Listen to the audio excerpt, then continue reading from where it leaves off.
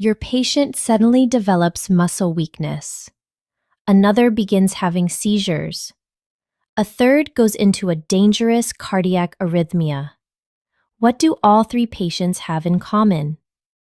An electrolyte imbalance. Today, I'm going to show you how to recognize electrolyte disorders without memorizing endless charts. Electrolytes may look like simple lab values, but they control nearly every function inside the body. Heartbeats, muscle contractions, nerve signals, fluid balance. When they become abnormal, patients can deteriorate quickly. Today, you'll learn the 4 electrolytes every nurse must master. Let's meet the team. I want you to think of each electrolyte as having a specific job. Potassium, the heart. Sodium, the brain. Calcium, the muscles. Magnesium, the relaxer. Hold on to those 4 jobs. Everything else in this lesson hangs off of them. Now, here's how we're going to think. Instead of memorizing dozens of symptoms, we'll connect each electrolyte to what it's responsible for inside the body. Use the Nurse Whiz SALT framework. S. Start with a laboratory value. A. Assess your patient. L. Link the symptoms to the electrolyte. T. Treat the patient safely. 4 letters, same 4 steps every single time. Let's put them to work. We start with potassium. Normal range, 3.5 to 5.0 milliequivalents per liter.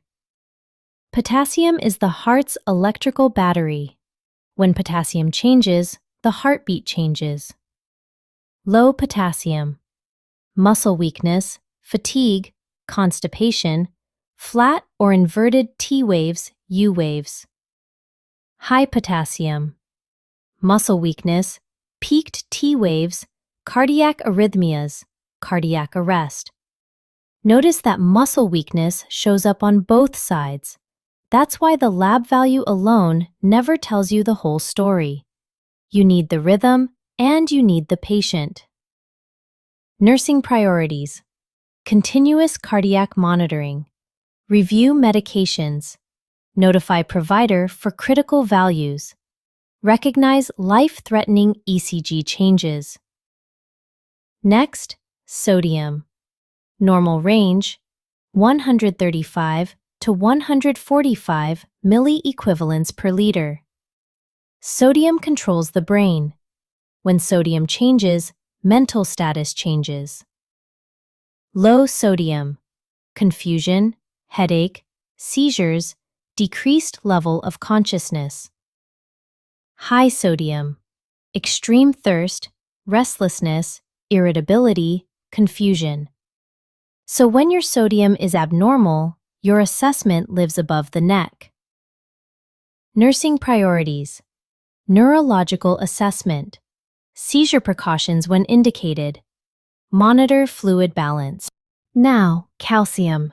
Normal range, 8.5 to 10.5 milligrams per deciliter. Calcium controls muscles, not just your arms, your heart, your diaphragm. Every muscle depends on calcium. Low calcium, tingling, muscle spasms, tetany, positive Chvostek sign, positive Trousseau sign. High calcium, weakness, kidney stones, constipation, bone pain. Low calcium makes muscles fire when they shouldn't. High calcium makes them sluggish. Same organ system, opposite directions. Nursing priorities. Monitor neuromuscular status. Assess cardiac rhythm. Recognize tetany.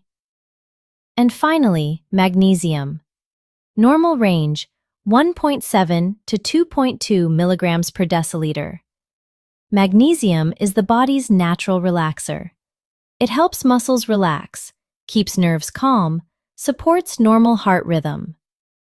Low magnesium, tremors, hyperreflexia, muscle cramps, torsade de pointe.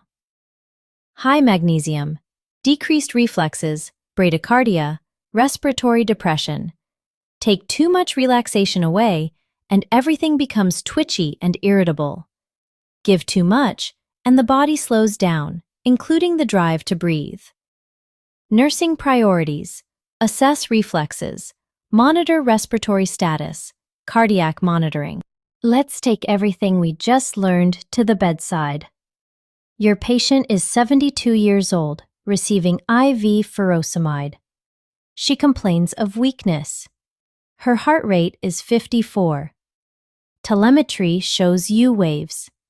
Her potassium is 2.8. So, what electrolyte is abnormal? Let's walk salt.